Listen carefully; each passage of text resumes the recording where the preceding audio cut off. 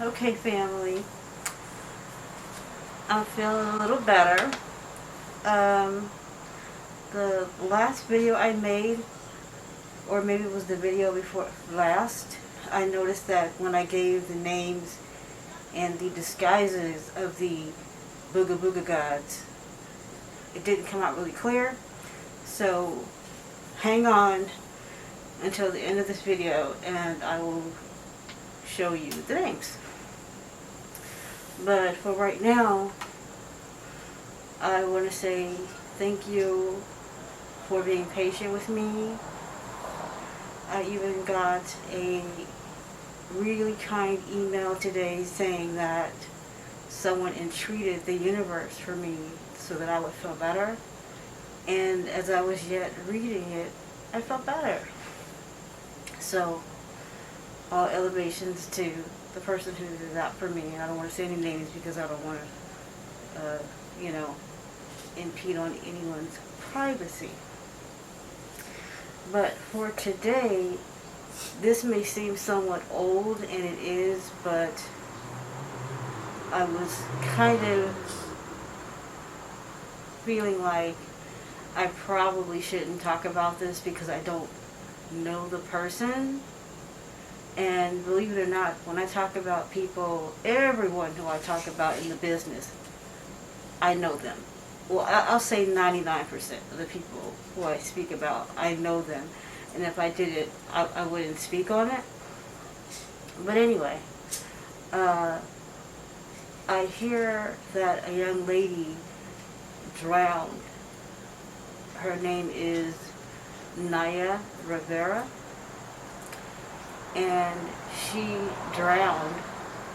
And I had a suspicious feeling when I heard about that, but at the same time, I didn't know, so I didn't say anything. I don't know if you guys heard about it. She was in a lake with her child, and the outcome that they were able to deduce was that she had enough strength. She was somehow fatigued. Her child had on a life jacket. She didn't. We don't know if these facts are true, but that she had enough strength to get her child into the boat, but not herself. This was during a time of quarantine. Why would she be out anyway?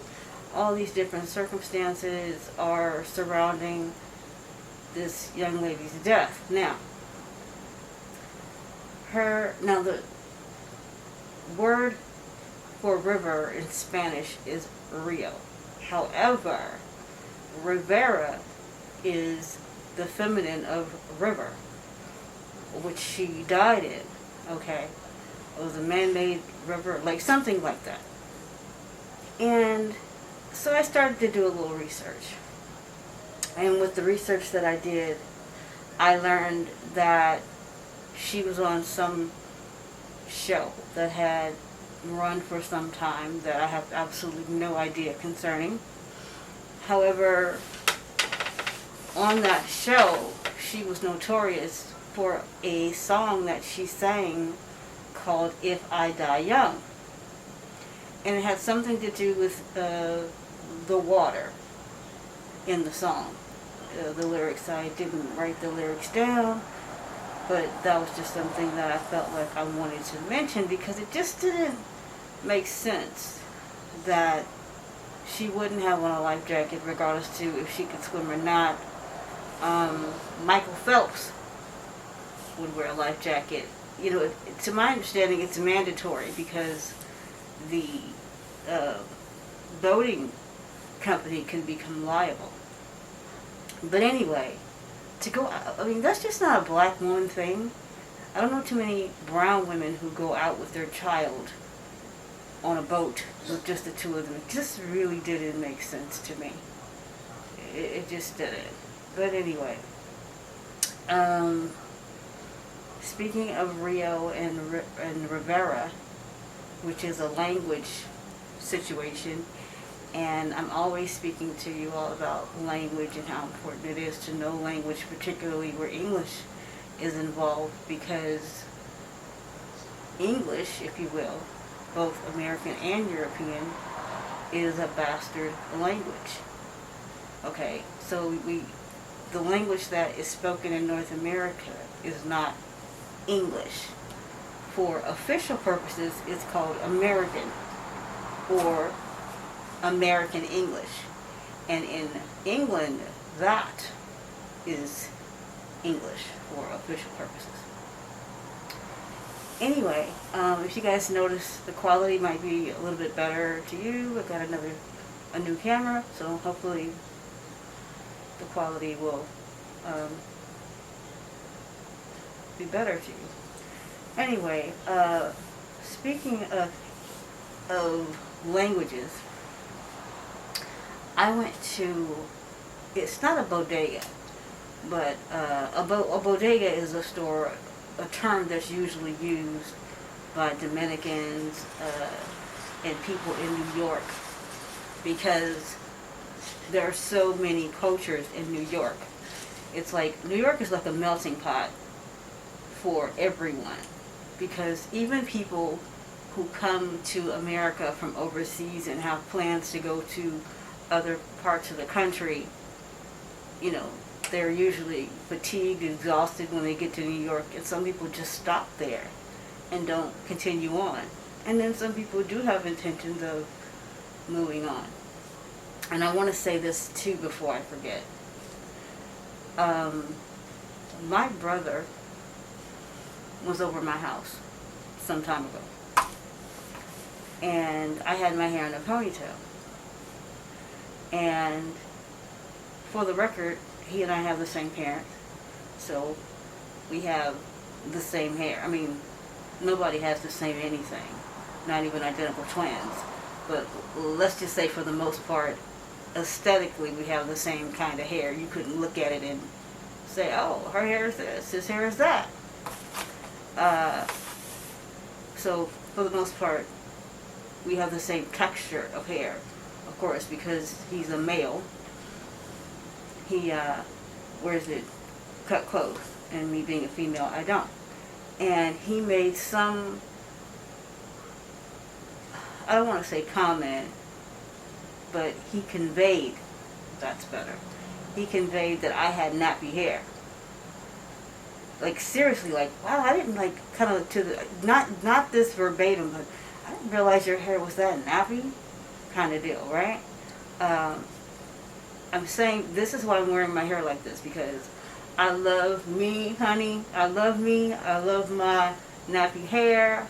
I love my curls. They're natural. I don't have a relaxer. I don't have nothing but a Dr. Leia. That's what I got. And because he said, oh shoot, y'all gonna beat me up. Because he said that, I figured, let me put an exposition on how much I love myself, my hair. I love my curves. I love my color. I love my eyes. It's all a journey. I used to wear colored contacts, and when I look back, and it's not about maturing. It isn't. It's literally about what it was. When I look back at the pictures that I had when I was in high school and I wore color contacts, I promise you that my eyes are prettier than I used to wear hazel and sometimes gray. I promise you my eyes are prettier being this dark brown than they were the other color. And it's not about, you know, growing and embracing your, I mean, like, they really are prettier. They just are. And one of my other relatives wears colored contacts sometimes now, and her eyes look a lot like mine. Not just the color, but the boldness, the large, you know, Diana Ross kind of big kind of deal. They're beautiful, you know, and I keep telling her, your eyes are beautiful, why are you doing that? But that's why my hair is loose today, y'all. It is. But anyway, I wanted to say that. And there were some other things I wanted to touch on. Back to the language. I went to, it's not a bodega, It's like a smoke shop where someone who smokes would go to get their hookah, their cigarettes, their cigars, with their smoking situation. And I get my charcoal and my wicks, some of my oils, and I get my sage there sometimes. So the whole thing that you guys see me doing, I get that there. So I go there, and one of the gentlemen who was behind the register, I don't recall how we got into this conversation, but he said something to me, I said something to him, and then he answered, and I made a comment.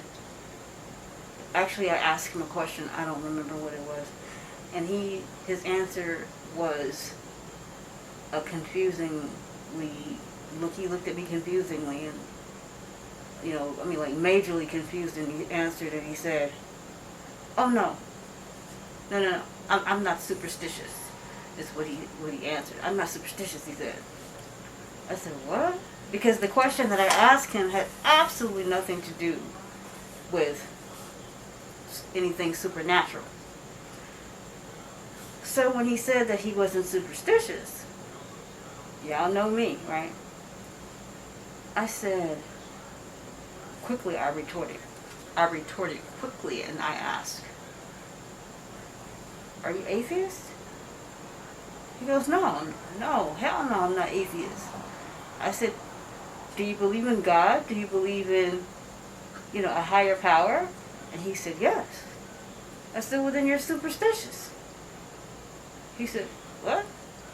I said, "Anything that you can see, feel, taste, touch, or prove scientifically, in the position of the negative, right?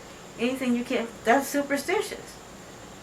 Anything that you cannot prove,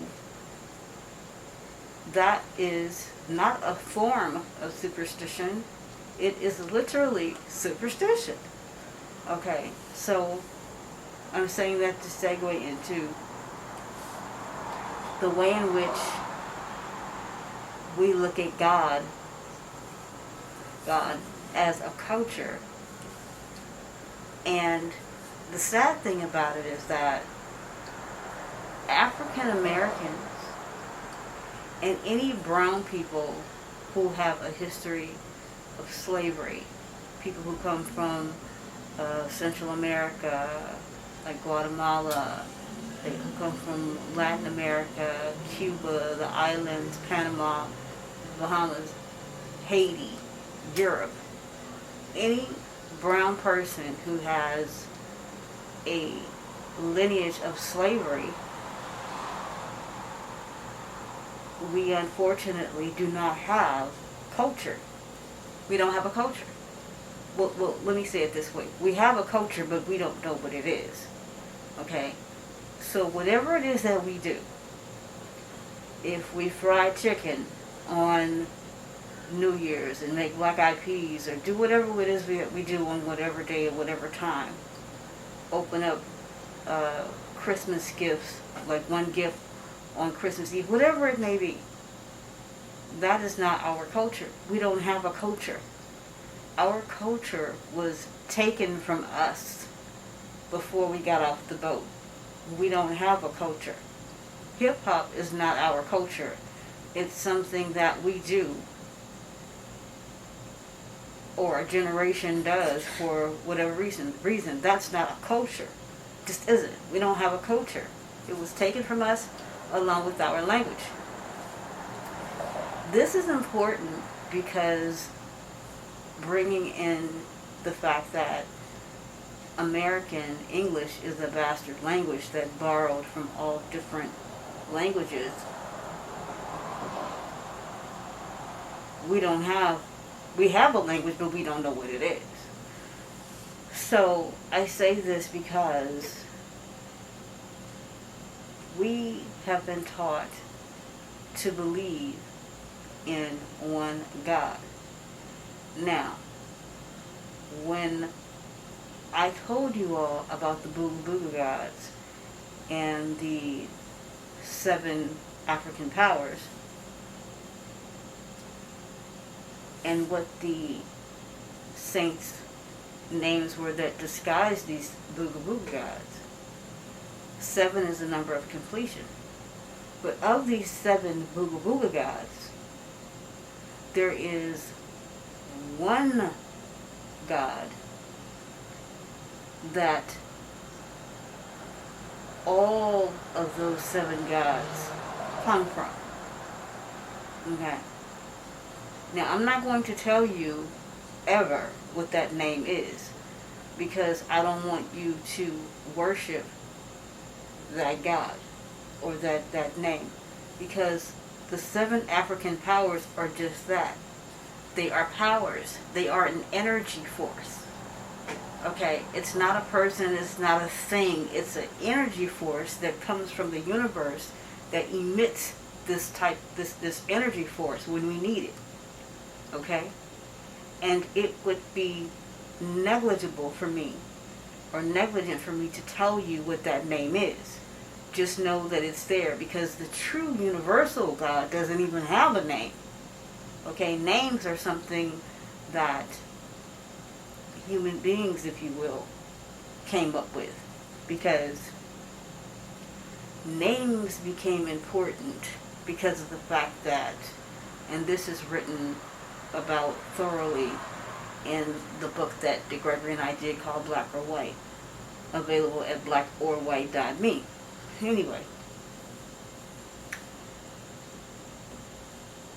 the reason that names became important is because when, for example, a man calls to his son, or a woman calls to her daughter, and she says, daughter, or bina, or bent, okay, which is daughter in Arabic, or bet, or bat, okay, that's girl in Hebrew. So now, the point of this is that one who has many children or many daughters, and a mother says to her daughter, daughter, she knows her mother's voice calling her, and she answers. But as we wrote in Black or White, what happens if a mother has many daughters, or a father has many sons, and he says son? They all turn around. Hence the inception of names. Okay? When initially names weren't just exclusive to, let's say, Leah. Okay? So you wouldn't say Leah. Okay? It would be Leah Bat Sarah. Why Leah Bat Sarah? If my mother's name is Sarah, it would be Leah Bat Sarah, which is the daughter of Sarah, or Leah, the daughter of Sarah. Okay? If it was Benjamin, a young man named Benjamin, and his father is Abraham, it would be Benjamin, or the son of Abraham. Okay? So I say these things because names are very important once you get one, but they still break down to a number system, as we talked about. Now here's the thing. In our belief system, anyone who believes in a God force, or anyone who doesn't believe in a God force, they believe in one God, one ruling God. Okay? Christianity, Judaism, Islam, the 3 major religions. They believe in one particular God. Even if the person is atheist, they disbelieve in one particular God. That's pretty cool. But anyway, this is important because language has messed us up so badly that African Americans, I'm not going to say that, let's say Africans who are the product of the transatlantic slave trade have been cultivated to believe in the monotheistic system where there is one God in their theology. Okay? So, or to not believe in one God in their theology. So, the language comes into play where, let's say, Spanish, let's just take Spanish, okay? Because Spanish, the term Spanish, remember I told you guys about ish. If it has ish on it, it's not the subject. It's not the thing. Okay? It's not the noun. If it has ish on it, it means it's like the noun. It's like the thing. It's like the subject. It's not the subject. It's like it. Okay? So if it's Spanish, it's like Spain. That's why Latins are called Spanish sometimes. They're sometimes called Spanish. However, they are never called Spaniards. Okay, people from Spain are called Spaniards. Okay, but because they were infiltrated and colonized by Spain, there is a relationship there, and with that relationship, they are Spanish. Okay? Now, this is important because so much of the Spanish language is the second most spoken language on the planet, with English being the first. Okay? So, when someone says, oh my God, they are recognizing the fact, acknowledging the fact that there is one God. Just one. But, I've told you before, the term God is only 400 years old, where the Spanish language, or the language that Spaniards speak, which is not the language that people who are from Latin America and Mexico and Spanish-speaking people speak. It's two totally different dialects. If you were to buy a language program like Rosetta Stone or Babbel, there's two different types of Spanish. Okay? There's the Spanish that they speak in Mexico and those other Latin and Central American places, and then there's the original, the real language that they speak in Spain. In fact, if someone from Mexico